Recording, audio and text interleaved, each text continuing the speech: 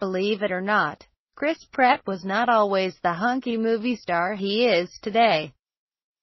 Let's take a look back at some of his exciting, and maybe not so exciting, roles over the years. Did you know that Chris Pratt, 35, once made a movie with Kim Kardashian, 34? Probably not. The Jurassic World star first started acting back in 2000, and just 15 years later, he is now a bona fide movie star with major blockbuster hits under his belt.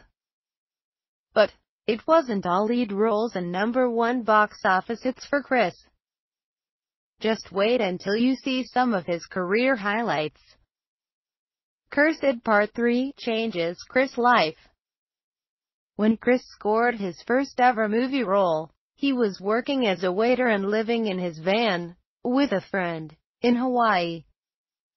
Even crazier, he was only paid $800 for the gig. However, it hadn't been for that role, he may have never packed up and moved to California to pursue a career in the industry. Everwood, 2002-2006, was his big break. It wasn't long until Chris landed his first major TV role as Bright Abbott on Everwood alongside Emily Van Camp, who he also dated in real life. While he was filming the teen drama series, Below Left GIF, he also made a handful of not-so-great movies that helped build up his acting resume. After Everwood, Chris made the jump to the O.C., where he once appeared naked. See below GIF. Right. For proof. Wanted, 2008, helped him into film. Still trying to make his mark in movies, Chris played what can only be described as the office jerk opposite James McAvoy in the action flick, Wanted.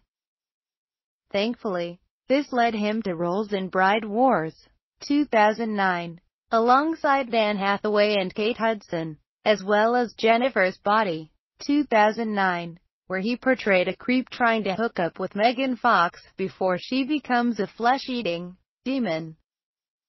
Take Me Home Tonight, 2011.